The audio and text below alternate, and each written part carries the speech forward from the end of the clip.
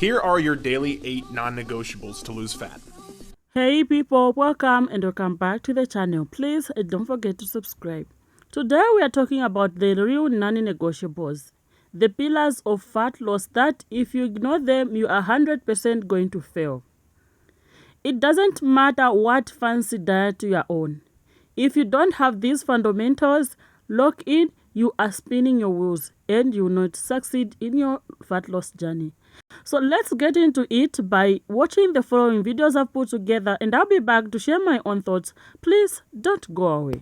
If I had PCOS and I was looking to lose weight as quickly and sustainably as possible, here are 3 absolute non-negotiables I would be doing every single day. Number 1, I would be drinking 2 cups of green tea with cinnamon in it. Both green tea and cinnamon have been shown to directly promote weight loss for those with PCOS. Number 2, I would be having a high protein breakfast. And number 3, I would be having a 30-minute walk, as it's been shown to reduce insulin resistance, belly fat, and improve overall weight. Here are my top 3 non-negotiable fat loss tips from a certified macronutrition coach who's helped their clients get results like this. Definitely follow along if you have fat loss goals of your own. Number 1, we need to be getting at least 7,000 steps per day. A lot of people on the internet say 10,000 steps probably because it's an even easy number, but research shows that 7,000 to 8,000 is pretty sufficient as well. If you're starting from a really low step count, work your way up to it over time. For example, if this week you're getting a 2,000 per day, next week aim for 3,000 and 4,000 until you get up to 7,000. The reason this is important is because say that you actually do work out 3 to 4 times per week, but that's your only movement throughout the week, you are still considered sedentary. You need to get active outside of the gym so you can boost your metabolism and your total daily energy expenditure. Number 2, which is the most important, is being in a slight calorie deficit, and it should be one that you can sustain. If you go too low in calories, it's going to severely slow down your metabolism. The hunger, binging, it's better to be in a slight deficit that you can actually maintain over time. If you're not sure what your calorie deficit needs to be for weight loss, I have a free training in my bio.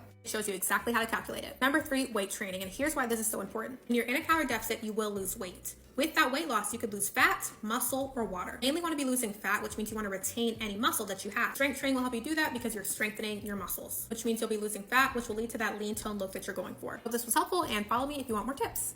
Here are 5 non-negotiables that I would be doing today if my goal was to lose fat. This is coming from someone that looked like this. I just carried a lot of fat around my midsection and there was absolutely nothing toned about me. Back to this. This is the picture I just took just now in my hotel room. And this was me last week. We're looking toned, we're looking snatched. Number 1, I'm going to be strength training a minimum of 2 to 3 times a week. Because in order to look toned, I need to gain muscle. And in order to gain muscle, I need to tear those muscles so they can rebuild. So therefore, I have to strength train. Don't get me wrong, I love cardio more than the next person. But cardio is not going to tear any of my muscles. It's just going to burn energy. And therefore, I will lose weight, but I'm not necessarily losing fat. Therefore, I'm not necessarily gaining muscle. Number 2, I'm going to measure my protein intake. Protein is the building blocks for muscle growth and repairing muscle. So I'm going to make sure my diet is high in protein. Personally, around 1.6 grams to pound that I weigh. Number 3, I'm going to be doing a minimum of 8K steps a day. I'm also doing some sort of cardio HIIT workout 1 to 2 times a week. Because this is going to help me burn energy, but I don't need a long time for recovery.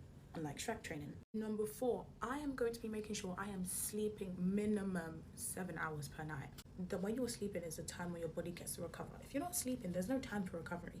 And lastly, I'm going to be drinking at least 2 liters of water per day.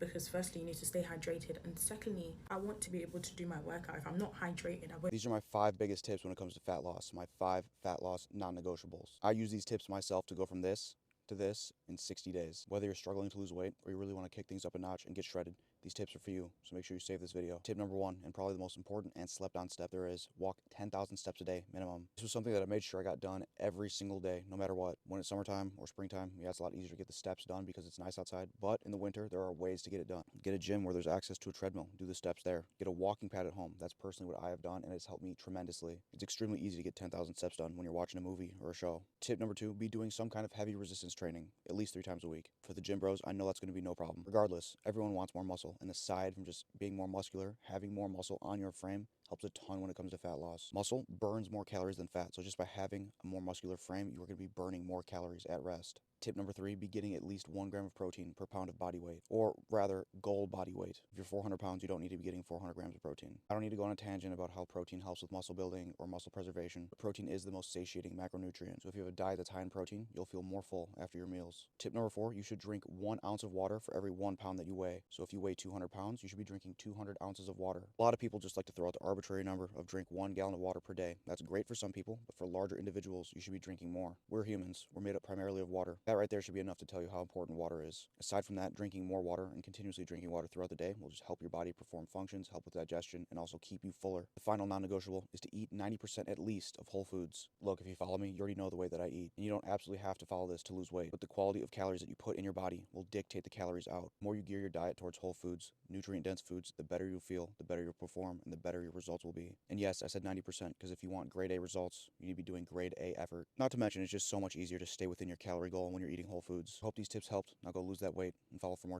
Here are your daily 8 non-negotiables to lose fat. Walk 5 to 10,000 steps per day. Make at least one meal a day a big-ass salad. Limit yourself to 2 to 3 snacks per day. Drink 2. All good. Just get back on. Okay, I haven't done one of these in a minute, so get ready. Girlies who are trying to lose weight, get ready to save, share, post, whatever the fuck you need to do. Screen record, I don't care. Let's go.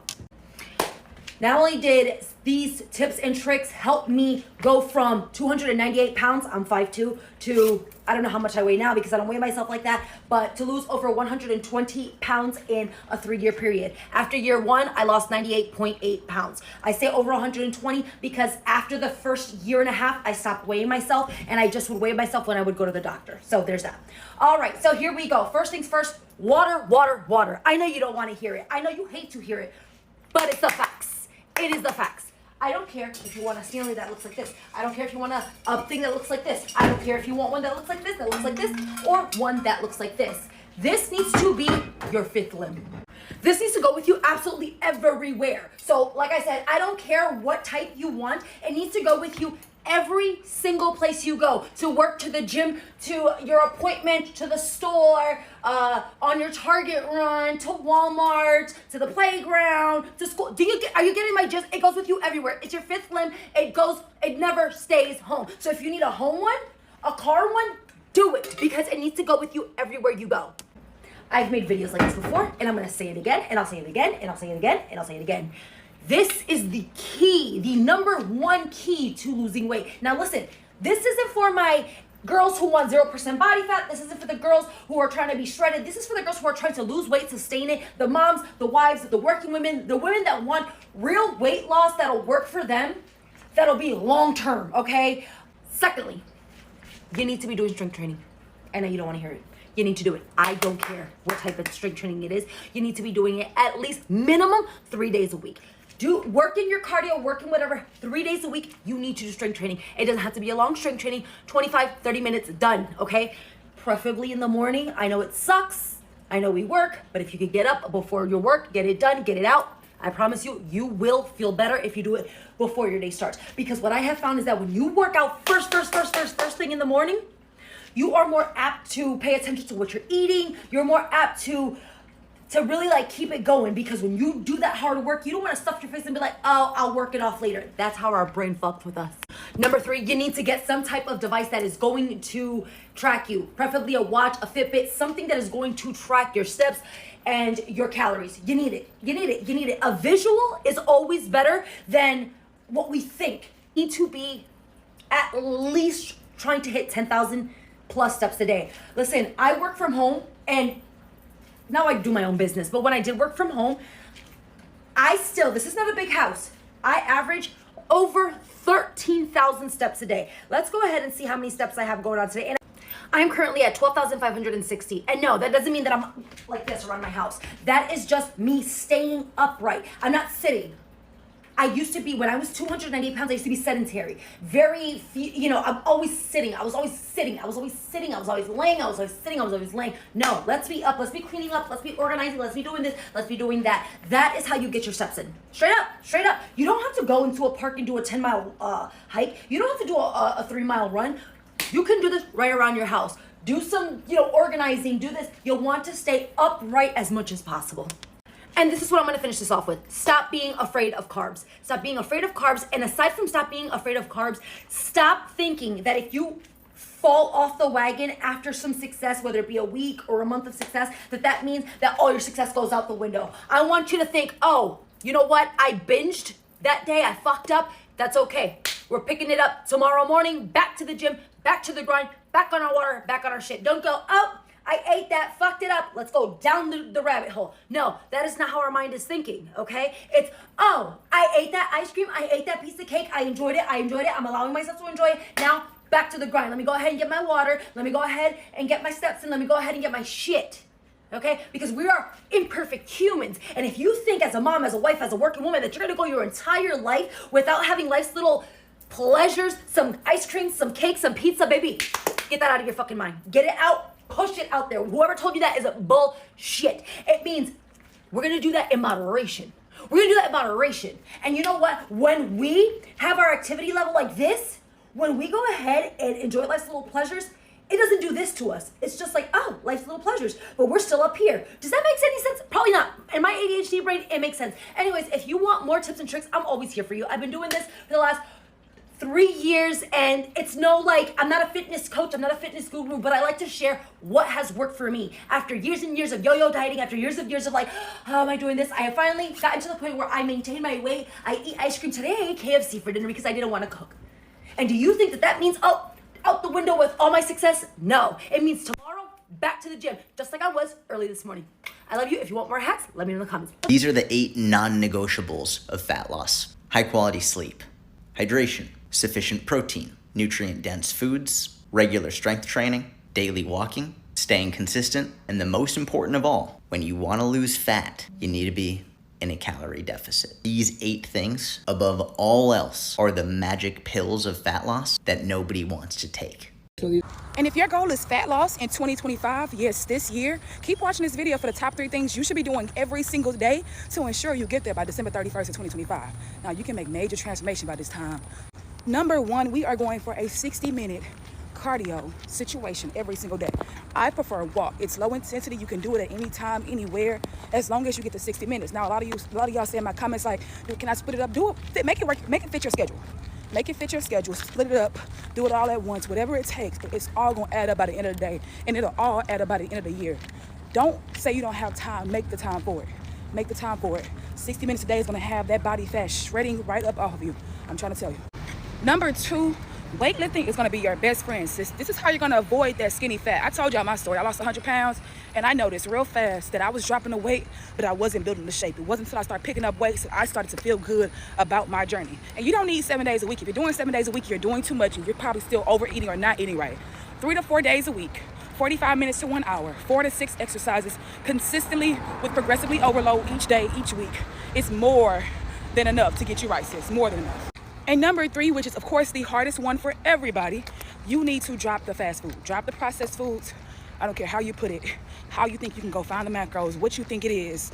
You are still guesstimating. You are not putting the proper nutrients and fueling your body to help you perform at your best self and to get to those results that's going to help you stay consistent. Drop the fast food, drop the processed junk, eat whole foods, fruits and veggies, lots of protein, lots of fiber for digestion and for satisfaction. And I can promise you that by the end of this year, December 31st of 2025, you can be a totally different person. Now it's on you to put the work in. You give all your time to your job, to your kids, to your family, to whoever.